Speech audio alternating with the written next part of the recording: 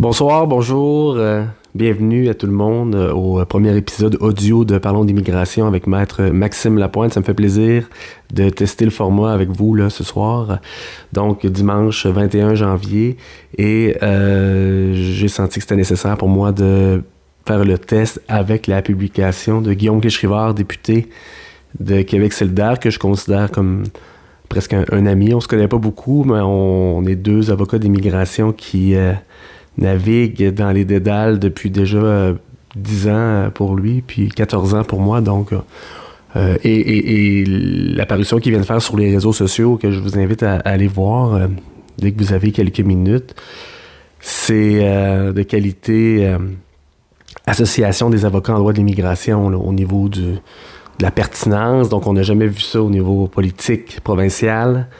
Une fiabilité des données, un message cohérent qui prend bien en compte la capacité juridique et constitutionnelle du Québec à l'intérieur du Canada. Donc, on parle, d'entrée de jeu, on parle d'immigration permanente. Donc, on parle de 65 000 immigrants finalement reçus, des immigrants permanents qui sont admis au stade de l'admission, qui est de compétence du Canada. Donc déjà là, faut maîtriser l'accord Canada-Québec, le partage des pouvoirs en matière d'immigration. Le Québec, lui, sélectionne, peut donner des conditions pour donner son certificat de sélection du Québec dans la catégorie d'immigration économique, entre autres en créant ses propres critères. Ou sinon, il doit utiliser les programmes fédéraux, exemple le regroupement familial ou l'immigration humanitaire, mais donc, le Québec sélectionne, mais l'étape finale, c'est de compétence du fédéral.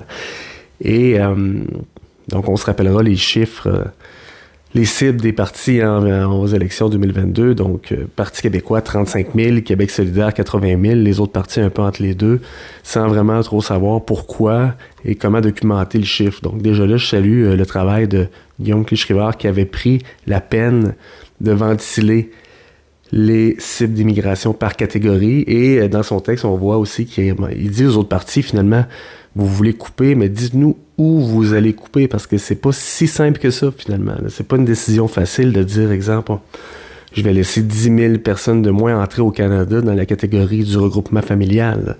Donc, c'est des décisions qui touchent des humains, et Guillaume Clich-Rivard met le doigt là, exactement où il faut, là. Et on sait que le fédéral, lui, veut 500 000 nouveaux immigrants par année. Là. Donc, à partir de 2025, 2024, on n'est pas loin. Et 2023, on est à 460 000. Là, le chiffre officiel va sortir dans les prochains jours. Et on sait que lui, le Québec, avec une cible de 50 000 nouveaux arrivants par année, toutes catégories confondues, eh bien, on est plus à 10 % de l'immigration canadienne quand on aurait un droit d'aller chercher 22 % de l'immigration canadienne. Mais encore là, premièrement, il faut vouloir, donc ça prend une certaine volonté là, d'accueillir plus d'immigrants, mais il faut aussi comprendre que si on veut baisser les niveaux d'immigration, sachant qu'il y a 122 000 personnes et plus qui attendent entre la sélection par le Québec et l'admission par le Canada, eh bien, si on coupe à la sortie, on les fait attendre plus longtemps dans la machine. Et ça, c'est de droit nouveau un peu. Dans les médias, on n'a pas entendu parler des inventaires de dossiers dans les catégories d'immigration. Là. Joël Denis Bellavance en a parlé un peu. Alexandre Duval. Il y a quelques journalistes qui, Romain Chuy évidemment, qui comprennent ces notions-là, mais on n'est pas rendu là à tous les jours dans les médias, disons. Et on vient parler de la pénurie de logements, évidemment, qui est le cheval de bataille du Parti québécois. Et Guillaume Clich-Rivard lui vient les ramener un peu, en disant la plupart des immigrants qui vont être approuvés cette année au stade de l'admission, à la sortie, quand le fédéral termine le dossier au terme de l'examen de la santé et de la sécurité, eh bien, la plupart des gens, les étudiants étrangers, les travailleurs étrangers, une certaine proportion des gens de la catégorie du regroupement familial sont déjà ici. Donc, il faut comprendre ces notions-là. C'est pas 50 000 nouvelles personnes qui débarquent dans un avion pour venir nous voler nos maisons et nos travails à tous les ans. Là. Donc, les gens sont ici. On est très fort dans le recrutement international au Québec. Le Québec, des bureaux partout dans le monde ont des antennes, font des missions de recrutement international, amènent les entreprises pour aller recruter. Donc, on attire des travailleurs étrangers. Le gouvernement a choisi de compétitionner le privé en matière d'attraction de talent à l'international. Donc, ce serait déjà une des suggestions. Là, si on veut ralentir le débit, le flux migratoire, il faudrait peut-être couper la promotion un petit peu. Donc, dans les migrations temporaires, c'est vrai que la plupart des travailleurs étrangers sont acceptés sans avoir l'approbation du Québec. Donc, c'est un enjeu que Guillaume Clich-Rivard mentionne dans sa très longue publication, mais fort pertinente.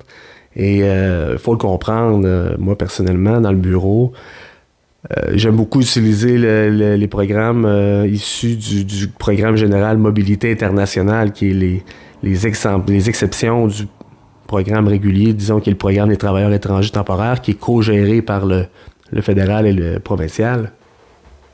Quand on peut utiliser le programme fédéral, ça va beaucoup plus vite. On traite avec un palier de gouvernement, donc il y a des belles pépites dans le programme Mobilité internationale si on veut bien servir ses clients qui aimeraient avoir une main-d'œuvre qualifiée rapidement et dans un coût qui est raisonnable. Donc, dans le programme des travailleurs étrangers temporaires, entre autres, on envoie 1 000 $ par travailleur au fédéral à Service Canada et on envoie 444 $ par travailleur au Québec au ministère de l'Immigration, de la Francisation, de l'Intégration, le MIFI. Donc, on a 1 444 $ par dossier de travailleur pour se faire donner le droit, finalement, de recruter à l'international. Et c'est vrai que le Québec pourrait jouer son rôle plus serré, disons, en vertu de l'accord Canada-Québec et s'assurer que tous les travailleurs sur le territoire soient connus du gouvernement provincial. Là, ça serait déjà un beau gain. Là. Disons que d'ici juin 2024, si on pouvait régler ce problème-là, ce serait déjà beau. Là. On parle beaucoup des étudiants étrangers dans les derniers jours. Là, le party est fini pour les étudiants étrangers. Le gouvernement va resserrer la vis aux établissements d'enseignement. Justin Trudeau l'a dit dans la Chambre de commerce à Montréal la semaine dernière, en étant poli, en suggérant fortement aux établissements d'avoir la capacité au niveau des logements avant de recruter des étudiants. Mais plus ça va aller, plus le gouvernement va s'assurer justement que les étudiants sont bien accueillis par les établissements, mais aussi, du moins, il faudrait qu'on s'assure de la rétention. C'est quoi le taux de succès des diplomations des étudiants étrangers et les écoles qui ont, exemple, en moins de, moi je dirais 70-80% de diplomation, ben, il faudrait les surveiller un petit peu plus. Il ne faut pas que ça devienne des filières d'immigration où est-ce que finalement on demande un permis d'études puis on va jamais vraiment à l'école, on débute le travail, on change de province, on demande l'asile, on repart plus. Donc les étudiants étrangers, il faut comprendre que le Québec, lui, a une compétence limitée entre une lettre d'admission de l'école et le permis de travail qui est délivré par le fédéral. Donc, le Québec étampe en 2 étapes, finalement, encore une fois, et il y aura du resserrement. Donc, il faudrait demander au fédéral de lui, évidemment, resserrer. Ce que le fédéral fait, là, depuis janvier, on a augmenté les ressources financières à démontrer là, pour pouvoir venir étudier au Canada. Et ensuite, il y a un plan, Marc Mélard, son plan n'est pas parfait, pas très rapide, mais il y a des étapes et on va commencer à aller resserrer la vis aux établissements d'enseignement. Donc, on en parle dans la publication de Guillaume Clich-Rivard, parle beaucoup des demandeurs d'asile et c'est un sujet qui est vraiment délicat. Je prends juste l'exemple du permis de travail. Donc, les demandeurs d'asile se plaignent, disent « Moi, je voudrais venir travailler au Canada, aider le pays, mais ça prend 12 mois avant que j'aie mon permis de travail. » Mais de l'autre côté, si on donnait les permis de travail en demandant l'asile en arrivant au Canada, les employeurs utiliseraient plus le programme des travailleurs étrangers temporaires ou le programme Mobilité internationale pour recruter des travailleurs étrangers. Là.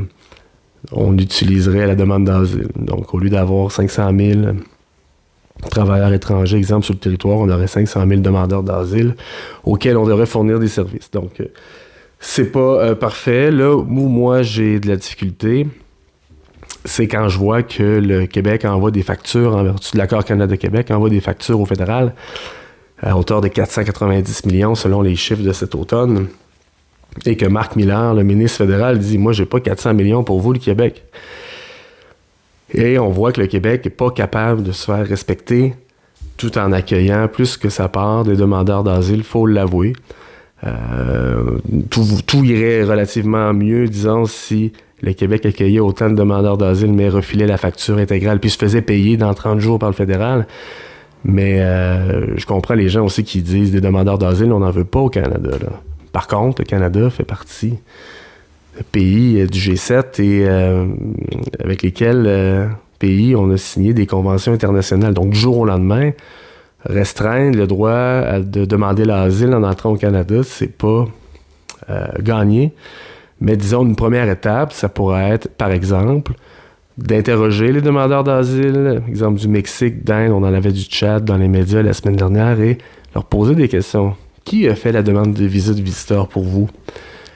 C'était quoi le but du voyage initial? Combien vous avez payé pour faire? Est-ce qu'il y a quelqu'un qui vous a vendu par hasard un stratagème d'immigration dans lequel on vous fait une demande de visa de visiteur frauduleuse et pour laquelle ensuite vous venez demander l'asile en arrivant au Canada? Donc, ce serait intéressant de comprendre et d'essayer d'agir à la source au niveau des consultants fantômes qui vendent des stratagèmes d'immigration frauduleux. Si jamais c'est le cas, hein. Évidemment, il y a des vrais demandeurs d'asile. J'ai un exemple récemment dans le bureau. Des demandeurs d'asile refusés qui ont été renvoyés chez eux. Et une famille, donc les adultes ont 40 ans, 45 ans.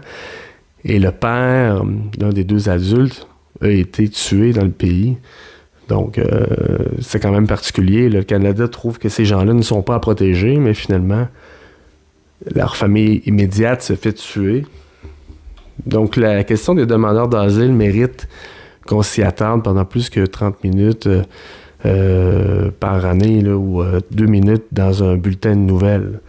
C'est complexe et je pense que c'est important de bien analyser les statistiques. Et là, comme on voit actuellement que les demandeurs du Mexique sont en forte hausse depuis, surtout, que les frontières sont rouvertes depuis 2 ans, mais aussi depuis que les Mexicains n'ont plus besoin de visa pour rentrer au Canada depuis 2016. Donc là, on voit que François Legault demande à Justin Trudeau de réagir là-dessus. Et j'en parlais justement dans mon livre pour une immigration plus transparente. Je pense que malheureusement, on est rendu là au niveau des Mexicains. Leur remettre une obligation de visa. Et sachant aussi qu'il y a des faux documents de voyage. Là, donc j'avais quelqu'un me consulter pour me dire qu'il avait déjà essayé d'entrer au Canada avec un faux passeport mexicain. J'avoue que j'ai été quand même surpris. Là. Donc, s'il y a un enjeu de document, justement, d'envoyer le passeport original au consulat pour faire étamper un visa, ben, ça va permettre de l'analyser. Là. Je reviens au document de Guillaume Clich-Rivard et il parle quand même de belles solutions. Parce que ça, c'est rare en immigration qu'on parle de solutions. On parle beaucoup des problèmes, évidemment, mais des recommandations, des solutions. Je trouve que Guillaume Clich-Rivard le fait bien, en parlant de se faire respecter par le fédéral. Là, donc, on parle de respecter l'entente sur l'immigration, surtout le volet des travailleurs temporaires. Mais l'accord Canada-Québec, selon moi, c'est primordial, il faut rouvrir. Donc, Guillaume Clich-Rivard, je vous invite à le dire formellement, à rouvrir l'accord Canada-Québec. L'article 33 le permet dans un délai de 30 jours. Chacune des parties peut demander à l'autre de rouvrir l'accord. Donc, on parle encore de trouver un terrain d'entente avec les provinces pour la répartition des demandeurs d'asile. C'est un sujet qui ne va pas démordre dans l'actualité dans les prochains mois. Et pour la crise du logement, construire des logements, on est tous d'accord, mais je pense que je vais terminer en lisant un peu l'avant-dernier paragraphe de la lettre de Guillaume Clich-Rivard. Le Québec n'a rien à gagner à ce que la discussion autour de l'immigration prenne une tournure polarisante. En fait, les seuls qui ont quoi que ce soit à y gagner sont ceux qui pensent pouvoir faire bouger l'aiguille des sondages avec ça. Personnellement, je sais qu'ils se trompent et ça ne marchera pas parce que les Québécois sont des gens accueillants qui savent que les immigrants enrichissent le Québec. Et il faut arrêter de prendre l'immigration justement là, pour essayer d'éveiller la peur de l'autre ou pour des fins politiques au niveau de sondage. Là. C'est un sujet complexe. Moi, je dis toujours compétences du Canada, compétences du Québec, immigration temporaire, immigration permanente. Déjà, on a perdu tout l'auditoire. Là. Donc, quand j'entends Guillaume Clich-Rivard qui parle de créer un comité d'experts pour définir la capacité d'accueil du Québec, évidemment, je me porte volontaire à titre d'avocat spécialisé en immigration pour bien vulgariser les concepts et surtout bien comprendre le partage des compétences Québec-Canada, qui est, selon moi, le sujet à prioriser en 2024 au provincial. On doit absolument améliorer la relation avec le fédéral. Il reste 2 ans de mandat, 2 ans et demi plus de mandat provincial. Il reste du temps. On ne peut pas ne pas se faire payer des sommes en vertu des transferts avec le fédéral. Et je suis d'accord avec les chroniqueurs politiques qui disent que François Legault quémande à genoux des pouvoirs en immigration et n'obtient rien, donc fait aucun gain. Le nationalisme de la CAQ ne fonctionne pas.